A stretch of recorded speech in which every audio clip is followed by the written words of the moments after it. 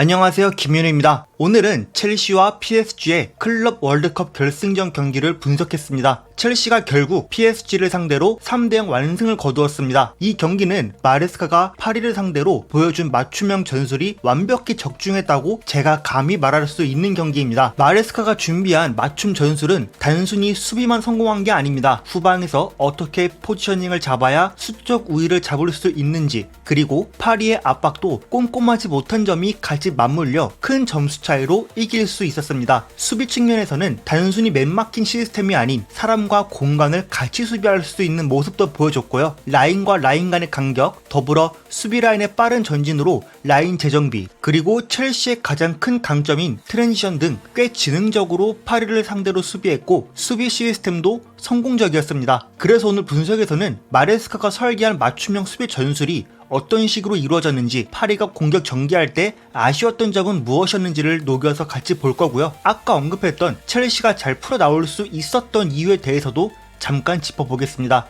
이번 경기에서 가장 화제였던 첼시의 수비 시스템에 대해서 짚어보겠습니다. 한 가지 확실하게 말할 수 있는 점은 첼시의 수비 시스템은 완전히 맨마킹 시스템으로만 이루어진 게 아닙니다. 맨마킹과 존 디펜스가 적절하게 섞인 하이브리드 수비 전술이라고 봐야 합니다. 압박하는 상황부터 먼저 보면 첼시의 포메이션은 4-4-2 형태였고 파리는 4-3-3의 중원이 역삼각형 형태로 위치했습니다. 이런 상태에서 돈나루마 등 센터백이 위치한 두 명이 볼을 소유하든 첼시는 이 투톱이 양옆으로 위치했는데요. 이 투톱은 단순히 맨마킹으로 붙기보다는 상대 최후방 라인에서 가운데 쪽에 위치하는 선수들의 최대한 양옆에 위치했습니다. 이렇게 위치해서 최대한 양쪽 대각선 각을 최대한 못 보도록 하는 것이죠. 그러면서 볼 잡은 방향에 따라 반대 위치한 포워드가 채널링을 시작합니다. 그럼 주로 수비형 미드필더 자리에 위치했던 비티냐를 카이사도나 제임스 중 한 명이 올라오면 남은 미드필더를 수비 라인에서 한 명이 더 올라와서 압박했습니다. 또 전반전은 누누 멘데스가 낮게 위치하고 하키미가 높게 올라가고 두에가 안으로 좁히다 보니 네투가 수비 라인까지 내려가고 파머는 상대적으로 네토보다 더 높은 위치에 있는 이런 형태가 나온 거죠. 이런 형태가 만들어질 때 첼시는 완전 맨마킹 방식으로 수비하기보다 존 디펜스와 맨마킹을 섞었습니다. 경기를 보신 분들이라면 아시겠지만 이 투톱은 한쪽으로 몰아가는 듯 하면서도 제자리에 가만히 각만 닿는 포지셔닝을 취한 장면을 보셨을 겁니다. 이런 상황에서도 최대한 각만 닿고 볼 소유한 선수가 어느 쪽으로 주기 어렵게 만들었습니다. 가령 비티냐가 수비 라인으로 내려가 마치 백4 라인이 만들어져도 양쪽 각을 막고 있는 거죠.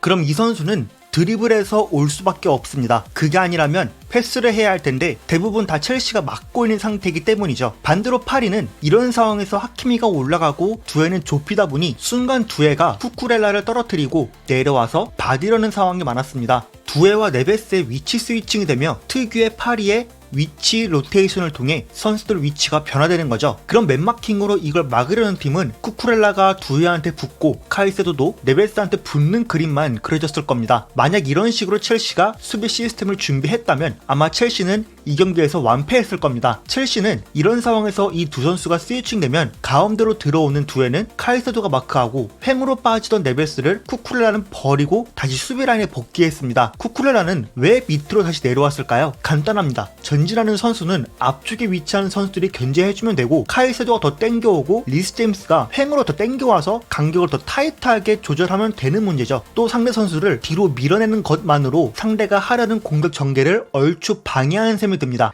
이후 볼이 사이드로 가면 쿠쿠렐라가 나오면서 수비에서 최대한 파리의 앞쪽에 있는 선수들이 뒷공간으로 침투하는 상황을 사전에 방지했습니다. 이런 상황은 자기가 막하는 선수가 내려가서 볼을 받으려고 하지만 이 자리를 비워서 간격이 벌어져 상대가 침투할 걸 대비하고 있습니다. 그래서 카이사도나 리스 제임스가 스캐닝을 통해 상황 인지 후 본인이 올라가고 수비 라인 구성원은 라인에 위치할 수 있게 만드는 거죠. 그럼 반대편에 있던 미드필더는 이 과정에서 프리하게 될 선수 쪽으로 타이트하게 붙어서 간격 조절하는 거죠. 그래서 이 과정은 파리가 계속 길게 전환하든 짧게 전환하든 중요한 건 미드필더가 퍼지지 않고 횡으로 서로의 간격을 당겨주면서 파리가 이 공간에서 프리하게 볼 잡지 못하게 만드는 것입니다.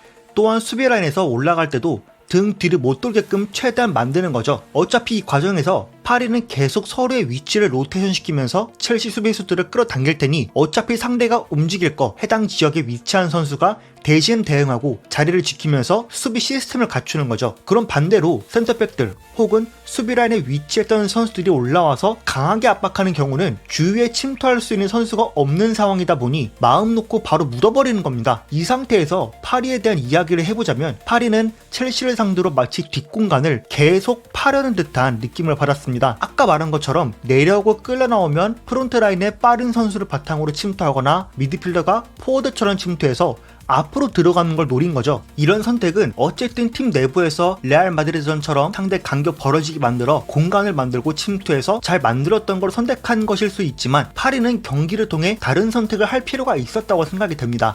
파리 선수들은 주력에도 강점이 있지만 드리블에도 강점이 있는 선수들입니다. 이건 양쪽에 위치하는 윙어뿐만 아니라 덴벨레나 비티냐, 네베스 등 충분히 드리블할 수 있는 선수들이죠. 이 이야기를 왜 계속하냐면 첼시의 프론트 라인은 아까도 말했지만 사이드로 몰기도 하지만 몰아가는 빈도보다 대각선 각도를 막으려는 수비 스탠스가 더 강했다고 느꼈기 때문입니다. 그럼 후방에서 볼을 잡았을 때 첼시가 선택지를 다 막았으니 줄 곳이 없다고 판단할 게 아니라 볼을 소유했을 때 앞으로 밀고 들어가면서 첼시 선수들이 내가 마크해야 하는 선수와 볼 중에 하나를 선택하게 만들어야 했다는 겁니다. 여기서 드리블을 해서 들어온다면 이 선수는 앞으로 나올 수밖에 없는 상황이 되어 공간이 열릴 수 있을 텐데 이런 부분은 파리가 경기하면서도 힌트를 얻을 수 있는 상황들이 있었습니다. 이어서 첼시의 상황으로 더 보면 로우 블록 상태에서도 라인 관리, 특히 수비 라인 관리가 굉장히 인상 깊었습니다. 이 부분이 첼시와 파리 차이점인데요. 첼시는 로우블록 상태에서 네투가 하킴에 따라 깊숙이 수비라인까지 내려와서 5백 만드는 상황이 많았습니다. 거기다 카이서도가 마크하던 네베스가 깊숙하게 올라오면 카이서도도 같이 내려오다 보니 6백이 만들어지는데 이 수비라인이 딱 지금 이 선상에 맞춰지는데요.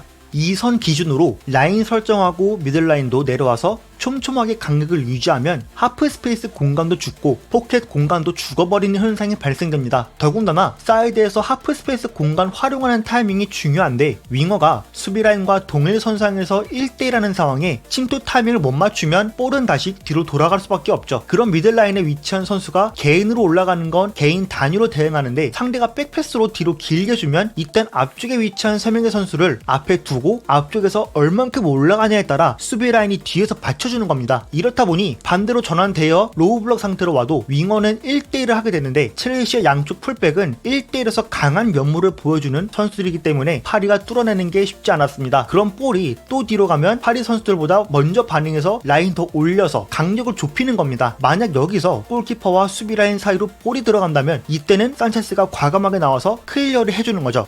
이제 실제 경기 상황으로 보겠습니다. 사진만 봐도 벌써 어지럽게 느껴질 상황인데요. 파머는 누누 멘데스 따라 올라가 있고 지금은 엔조와 페드로 간격이 좀 멀죠. 그리고 네토는 하킴이 따라 내려가 있고 쿠쿠렐라는 두에를, 카이세도는 네베스, 리스 제임스가 파비안 따라 가다가 파비안이 올라오니 찰로바한테 맡긴 상태입니다. 또 코릴은 덴벨레를 보고 있는 상황이죠. 이때 마르키뉴스가 볼 소유하고 전진할 때 비티냐가 사이드로 빠지고 하킴이는 올라갔고 두에는 좁혔죠. 또 네베스가 여기 있으니 카이세도가 밑에 내려가다 보니 이번엔 후방의 숫자가 안정적으로 확보되고 상대 프론트 라인과 수비수들의 거리가 멀지 않다 보니 쿠쿠렐라가 올라가서 붙을 수 있게 됩니다. 지금의 상황을 보면 마르키뉴스가 여기까지 볼을 몰고 온 건데 엔조와 페드로가 대각선 각을 막고 있다 보니 침투하는 선수 못 살려주게 되는 거죠. 다음 상황도 마르키뉴스가 볼 잡을 때 투톱의 간격이 이전 상황보다 가깝죠. 엔조가 비티냐와 붙었다가 나가고 있기 때문에 완벽하게 마르키뉴스 기준 오른쪽 대각선 시야는 못 막았지만 접근하고 있는 상황입니다. 볼이 사이드로 가면 하키미가 이번엔 내려와 있기 때문에 네투가 올라와 있고 엔조 팔 보시면 리스 제임스한테 비티냐 체크하라는 표시거든요.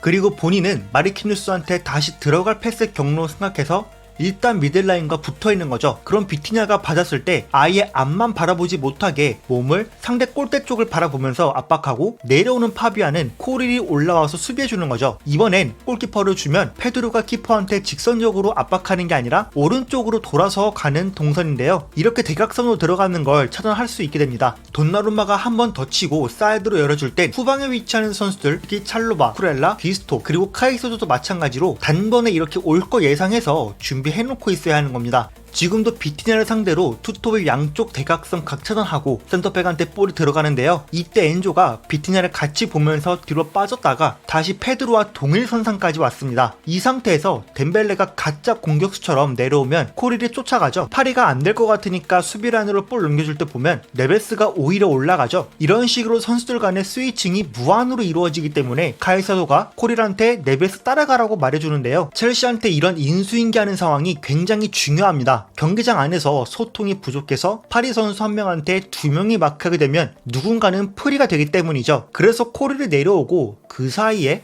틈 벌어진 쪽으로 두에 침투하려고 하니까 쿠쿠렐라 올라오려고 하는 모습까지 보입니다. 이후 네투가 내려가 있으니 횡으로 커버할 공간은 카이세도가 내려가서 덴벨레 수비하고 쿠쿠렐라가 이번엔 네베스한테 접근해서 선수들 간의 간격을 조정하고 있습니다. 이후 다 내려가서 로우블럭 상태가 될 때 볼을 2선에서 잡고 있으니까 네토는 여기서 흔들리지 말고 발만 먼저 안 뻗으면 되는 상황이에요. 지금 쿠쿠렐라 발 보면 살짝 나갔죠? 덴벨레 침투하는 거 보고 살짝 나갔다가 다시 라인으로 복귀해서 촘촘하게 위치하는 겁니다. 볼이 일단 뒤로 흘렀지만 이 상황 잘 보면 수비라인과 미들라인 간격이 굉장히 촘촘하죠. 파리는 팽으로 들어오는 패스 경로도 굉장히 중요한데 이렇게 다치니 뒤로 갈 수밖에 없죠.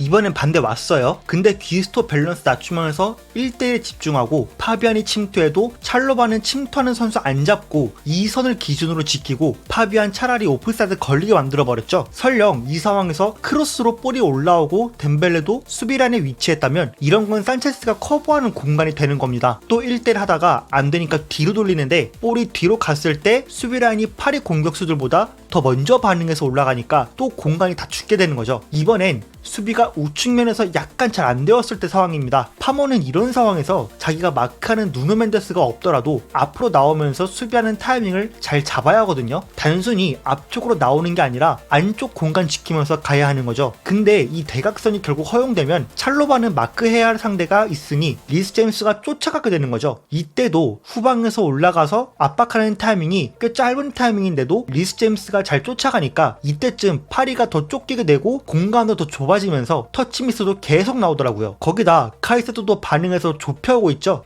카이사도 간격 좁혀서 사이드까지 몰아가고 네투가 붙고 쿠쿠렐라도 이 선수한테 붙어야 하는 상황입니다. 근데 밑에까지 내려가고 올라오니 여기서 어차피 선수 위치가 바뀌는 거기 때문에 카이사도 올라가고 쿠쿠렐라는 다시 수비 라인을 지킵니다. 이후 리스 제임스가 가깝게 더 붙어서 앞으로 못 들어오게끔 수비하는 거죠. 이 장면만 봐도 두 윙어가 수비 라인으로 내려가는 상황에서 생기는 횡 공간, 파머가 올라가면서 생기는 횡 공간을 계속 커버하기 때문에 굉장히 중요한 역할이었습니다. 그러다 보니 첼시는 지역과 사람을 같이 수비하기 때문에 누가 누구를 막는지에 대한 혼란을 줄이기 위해서는 소통이 굉장히 중요했습니다. 이런 상황도 네투가 그대로 쫓아오다가 쿠쿠렐라는 내가 얘한테 갈 테니 넌 사이드로 가라 라는 표시거든요. 결국 둘 다 한 선수한테 물리다 보니 사이드 크게 전환되었을 때 이렇게 또 파리가 풀려 나오는 거죠. 이 상황을 보면 내려가는 선수 쫓아가다가 이 간격이 벌어졌죠. 귀스토는 덴벨레를 풀하게 둘 수 없기 때문에 좁히지 못하고 코릴도 거리가 먼 상태가 됩니다. 이때 파머도 등 뒤를 보이게 되죠. 이런 상황을 파리는 만들 줄 알고 위협적인 기회로 만들 수 있는 팀입니다. 사이드로 주고 돌려치면 거리가 멀기 때문에 완벽한 찬스가 나올 수 있는 거거든요. 침투하고 안쪽까지 들어갈 수 있는 상황이 나오는 거죠. 차라리 이 상황에서 리스 제임스가 횡으로 땡겨오는 게 늦을 것 같았어도 찰로바는 내려오고 리스 제임스한테 횡으로 더 좁히게끔 만들었어야 하는 겁니다. 이번엔 파리 공격 상황으로 볼 건데요. 비티냐가 원볼란치로 위치하는 상태에서 투톱의 압박이 꽤 약해진 시점입니다. 이럴 때 사이 공간으로 비티냐가 비집고 들어가면서 리스 제임스가 순간 파비안과 비티냐를 두고 2대1이 걸리면서 풀리죠. 이후 귀스토도 덴벨레한테 2대1 넓게 는 3대1까지 나오면서 덴벨레 턴하고 박스까지 위협적으로 접근하는 게 드리블 통해서 가능할 수 있었던 겁니다. 이제 첼시가 후방에서 풀어나온 방법을 보겠습니다. 첼시는 여태까지 해온 빌드업 방식과 유사한 면을 보이면서도 꽤 직선적으로 풀어나왔습니다. 후방에서 빌드업할 땐 산체스를 가운데 끼고 귀스토를 사이드에 높게 올렸고 쿠쿠렐라를 반대로 낮게 위치시킨 이런 형태가 나왔습니다. 또 파머는 안으로 좁혀 마치 4명의 미드필더가 이렇게 위치한 형태였죠. 이때 파리 생제르맹은 4-1-4-1 형태, 즉 4-3-3의 중원이 역삼각형 형태로 위치했습니다. 이 상태에서 포워드인 덴벨레가 먼저 압박하기 시작하면 양쪽 윙어는 안으로 들어와 센터백을 압박했습니다. 그럼 자연스럽게 사이드에 위치한 선수는 프리해질 수 있는 거죠. 그럼 여기서 엔조가 볼 봤는데 초반에 파리가 대응을 잘 못했을 땐 하키미가 나오고 땡기니까 사이드 쪽으로 몰리게끔 수비해야 하는데 사이드에서 가운데로 바라보니까 엔조가 프리하게 풀고 벌어진 이 인터벌 쪽으로 바로 직선적으로 침투해서 쉽게 풀어나올 수 있었죠. 풀어나오는 상황은 좌우측에서 빠져나오는 상황들 보면 덴벨레와 윙어가 산체스와 센터백한테 압박할 때 길게 킥하는 상황을 주목해야 합니다. 비티냐가 가운데 위치하지만 풀백들이 높게 점프해서 초반에 벌어졌던 압박의 간격을 맞추려고 하는데 이게 오히려 뒷공간으로 더 효과적인 패스가 들어갈 수 있는 상황이 된 거죠. 이런 상황을 보면 덴벨레가 좌측에서 가운데로 몰아가서 압박하는 상황에 급하게 트랜지션이 되다 보니 흡입차가 더 높게 올라가도록 하고 부에는 이미 안으로 좁혀서 쿠쿠렐라가 프레지죠. 사이드로 풀렸는데 잘 안 보이지만 하키미가 엔조한테 붙는데 엔조가 오히려 더 뒤에 위치하죠. 때문에 볼이 들어올 때 가운데서 사이드를 바라보게 만드는 게 아니라 사이드에서 가운데를 바라보니까 엔조가 쉽게 턴하고 바로 벌어진 간격을 통해 전진 패스를 넣어줄 수 있는 거죠. 이번에도 쿠쿠렐라 쪽으로 나오는 장면을 보면 덴벨레가 압박해놓은 동선이 이렇게 나오고 두에가 쿠쿠렐라 쪽으로 이번엔 빠지는데 네베스가 약간 앞으로 나오죠. 네베스 말고 비티냐와 파비안도 보시면 3명의 미드필더 중 2명이 제임스한테 끌려 나오는 상황이 되어버렸습니다. 이후 엔조가 바로 돌려놓으면 카이사도가 프리해질 수 있었던 거죠. 그럼 마르키뉴스가 나오면서 3명의 간격은 좁아져야 되는데 사이드로 더 풀어나올 수 있는 기회를 내주게 되는 겁니다. 우측면 상황도 보면 덴벨레가 몰아가고 흡입차가 찰로바한테 접근하는 상황이 되는데 길게 킥할 때 보면 누누 멘데스가 파머 사이에 2대1이 걸리면서 뒷공간을 내주게 되면서 첼시가 쉽게 풀어나올 수 있었습니다. 오히려 이런 상황에서 파머한테 볼이 가면 비티냐가 땡겨오면서 사이드로 몰아가면 될 문제였죠. 지금도 덴벨레 몰아가고 흡입차 여기 위치할 때 비티냐는 리스젬스 물고 있으니 파머가 프리해지고 사이드에서 파머가 더 밀고 왔으면 여기도 2대1이 걸리게 됩니다. 이렇듯 파리는 서로 간의 압박 간격이 꼼꼼하지 못했기 때문에 라인과 라인 간의 간격이 벌어져 트랜지션 상황에서 취약할 수밖에 없었습니다. 제가 오늘 준비한 분석은 여기까지입니다. 재밌고 유익하게 보셨다면 구독과 좋아요 부탁드리고 여러분들의 의견도 댓글로 남겨주세요. 감사합니다.